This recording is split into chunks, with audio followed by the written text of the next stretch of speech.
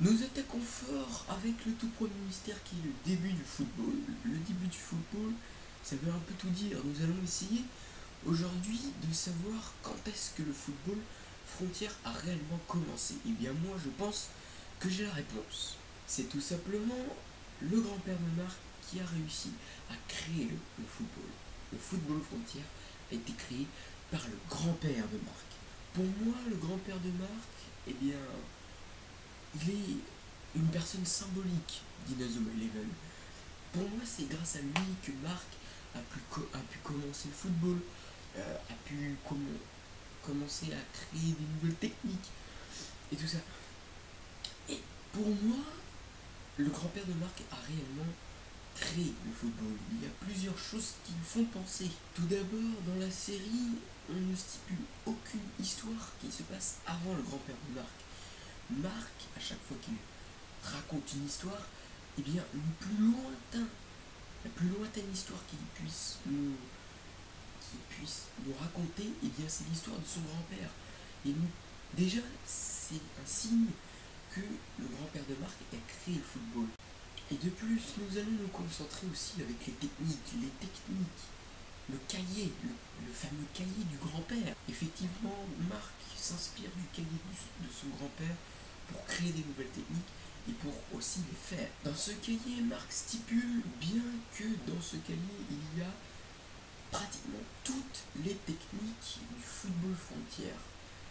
Je dis pratiquement toutes parce qu'il y en a aussi d'autres qui ont été créées entre temps, comme je pense le Phénix Noir et bien d'autres encore. Mais ça veut tout dire. Ça veut dire que peut-être que le grand-père de Marc aurait commencé le football frontière. Et puis, du coup, pour moi, c'est vraiment le grand-père qui a créé le football.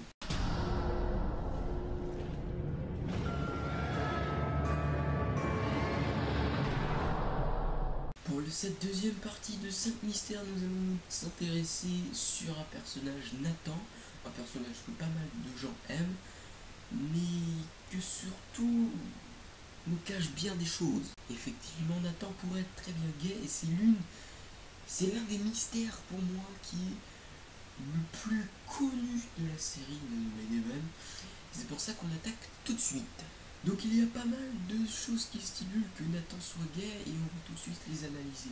Nathan tout d'abord a les cheveux bleus. Et même si J-Hope 9 on a fait la réflexion que bleu c'est la couleur des toilettes des garçons, pour moi ça fait quand même un petit peu fille. De plus, eh bien Nathan a les cheveux longs. Et long ça veut dire un peu fille.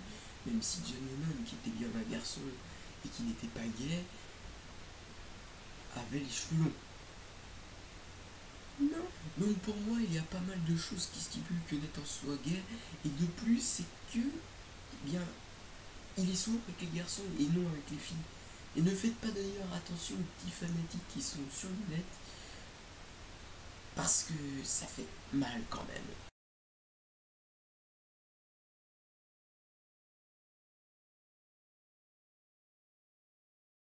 Ah, Nathan, un si bon personnage de la série Inazuma Eleven, qui se retrouve avec un gars au lieu d'une fille.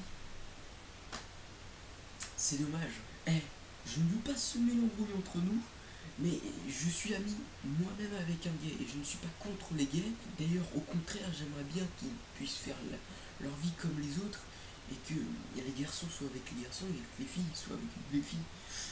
Et je ne suis pas contre les gays, au contraire, je suis plutôt pour. Bon, bref, continuons cette vidéo. Et d'ailleurs, il y en a qui vont encore plus loin.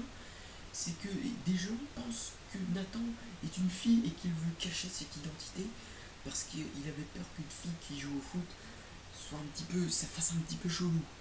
Voilà, regardez la photo.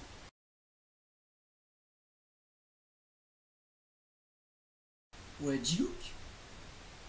Ouais. Quoi?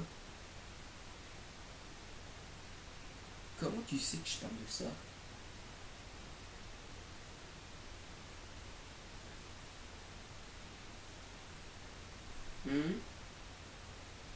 Quoi, Axel et Sean seraient gays eux aussi?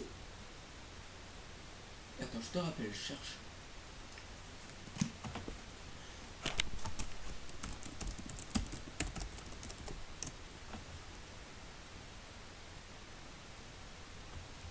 Non.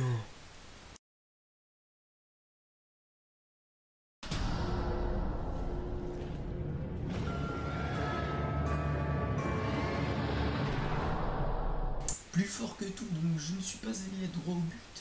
Parce que si je vous avais dit, ou si je vous avais encore plus précisé ce que ça allait être, eh bien ça n'aurait pas été marrant. Plus fort que tout, c'est tout simplement quelle est la technique la plus forte. Et ce n'est pas la même magie. Sérieusement, la technique la plus forte pourrait être très bien de Marc, ou d'Axel, ou de Shaun. Pour moi, la technique la plus forte ne vient pas du tout d'un personnage principal de l'histoire. Pour moi, elle n'existe pas. La technique la plus forte n'existe pas, elle n'a jamais existé et n'existera jamais. Pourquoi je dis ça? Parce que tout simplement, pour moi, la technique la plus forte doit jamais être arrêtée et soit, pour un gardien, doit tout arrêter. Donc, pour moi, il n'y en a pas, puisque pour l'instant, je n'ai vu aucune technique qui arrête tout et n'importe quoi. Aucune technique qui ne se fait jamais arrêter.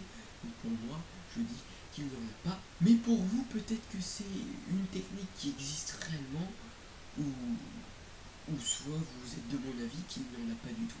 Mystère suivant.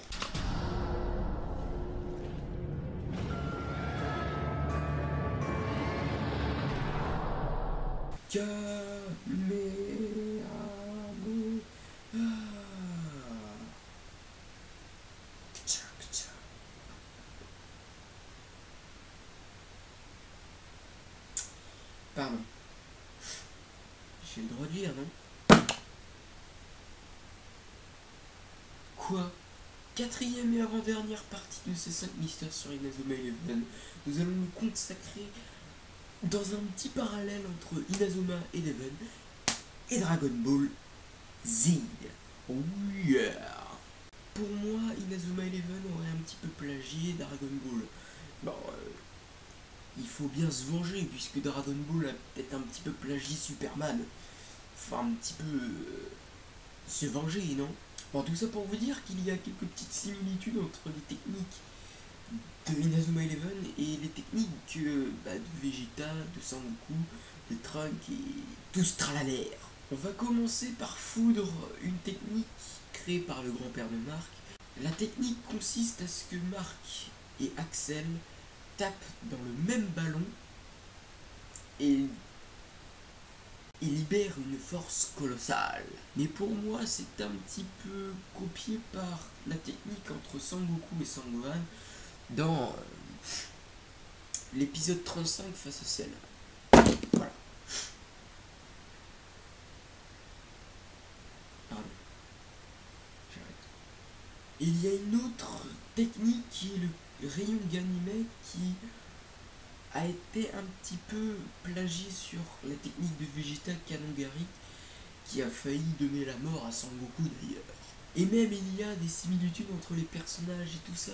Et même il y a des similitudes entre les personnages aussi. Jude et Marc pourraient être un petit peu les personnages de Sangoku et de Vegeta. Effectivement, Jude qui au départ est méchant et Sangoku qui est méchant avec Vegeta.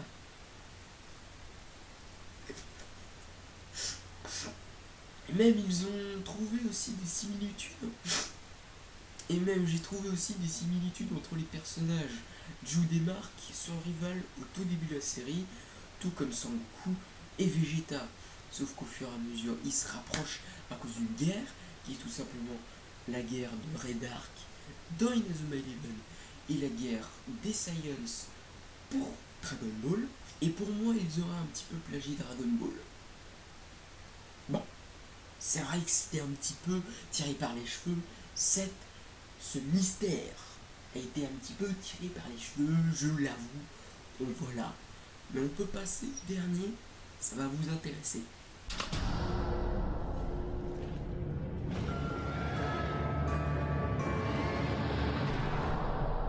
Quel est le héros le plus fort de la série Inazuma Eleven? C'est la question qui tue.